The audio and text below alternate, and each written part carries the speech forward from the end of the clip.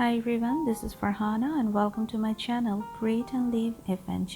আজকের রেসিপি মাসালা রাইস অথবা মশলা ভাত অথবা বলা যেতে পারে ডাল ছাড়া খিচুড়ি।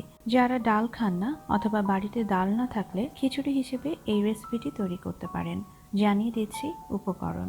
দারচিনি ছোট টুকরা করে ভেঙে নেওয়া 1 চা চামচ, লবঙ্গ 1টি, সাদা এলাচ 2টি, হলুদ গুঁড়া অর্ধেক চা চামচ, শুকনো মরিচ গুঁড়া অর্ধেক চা চামচ, জিরা গুঁড়া 1 চা চামচ, ধনে অথবা ধনিয়া গুঁড়া 1 চা চামচ, মাঝারি আকারের তেজপাতা 1টি, পাকা টমেটো টুকরা 1 কাপের 3 ভাগের 1 ভাগ, সাদা বাসমতি চাল 1.5 কাপ ভালো করে ধুয়ে পানি ঝরিয়ে নেওয়া হয়েছে, পেঁয়াজ কুচি 1 কাপের 4 ভাগের 3 ভাগ, চুলার মাঝারি আঁচে 1 কাপের 4 ভাগের 1 ভাগ রান্নার সাদা তেল এবং 2 চা চামচ ঘি দিয়ে দিচ্ছি।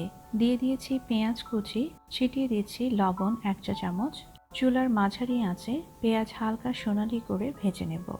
5 মিনিট পরে পেঁয়াজ হালকা সোনালি রং ধারণ করেছে। দিয়ে দিচ্ছি টমেটো, গুঁড়া মশলা ও আস্ত মশলা। সব উপকরণ ভালো করে নেড়ে মিশিয়ে নেব। চুলার আঁচ মাঝারি ও সর্বনিম্নের মাঝামাঝি করে ঢাকনা দিয়ে ঢেকে রান্না করব 5 মিনিটের জন্য। 5 মিনিট পরে আবারও নেড়ে মিশিয়ে নিচ্ছি। দিয়ে দিচ্ছি পানি ছড়িয়ে রাখা চাল। দর্শক, চালের তৈরি যে কোনো ঝরঝরে পোলাও, ভাত অথবা খিচুড়ি তৈরিতে যদি এভাবে ভেজে রান্না করেন সেক্ষেত্রে অবশ্যই চাল পানি থেকে ভালো করে ঝরিয়ে নেবেন এবং চাল ভাজার সময় চুলার আঁচ মাঝারি এবং সর্বনিম্নের মাঝামাঝি রাখার চেষ্টা করবেন। এবারে চুলার সর্বনিম্ন আঁচে 2 মিনিট অনবরত নেড়ে ভেজে নেব। 2 মিনিট পরে দিয়ে দিচ্ছি গরম পানি 3 কাপ অর্থাৎ চালের মোট অংশের দ্বিগুণ পরিমাণ। নেড়ে মিশিয়ে নেব। চুলার আঁচ মাঝারি ও সর্বনিম্নের মাঝামাঝি করে ঢাকনা দিয়ে ঢেকে রান্না করব 5 মিনিটের জন্য।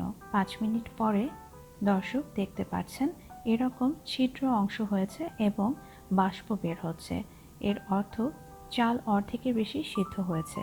এবারে আলতো করে নেড়ে মিশিয়ে নেব। চুলার আঁচ সর্বনিম্ন করে ঢাকনা দিয়ে ঢেকে রান্না করব চাল সম্পূর্ণ সিদ্ধ হওয়া পর্যন্ত, যা আনুমানিক প্রায় 7 থেকে 10 মিনিট।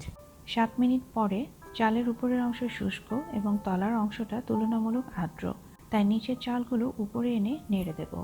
স্বাদ বৃদ্ধি ও সুঘ্রাণের জন্য যোগ করব পাতলা ছোট টুকরা করা লেবুর অংশ। চালের ভেতরে এবারে প্রতিটা টুকরা গেঁথে দিচ্ছি। সামান্য লেবুর রস প্রায় 1 চা চামচ মতো ছিটিয়ে দিচ্ছি। এরপর চাল দিয়ে লেবুর টুকরা ঢেকে দিচ্ছি।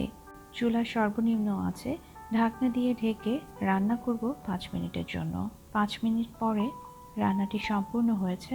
সুন্দর লেবুর হালকা ঘ্রাণ ও ঘিয়ের তীব্র ঘ্রাণ স্বাদকে অনেকাংশে বৃদ্ধি করেছে। চালগুলো ঝরঝরে হয়েছে। যদি রেসিপিটা ভালো লেগে থাকে তাহলে অবশ্যই তৈরি করবেন। সবাইকে নিয়ে একসাথে উপভোগ করবেন। সবাই ভালো থাকবেন, সুস্থ থাকবেন। আল্লাহ হাফেজ।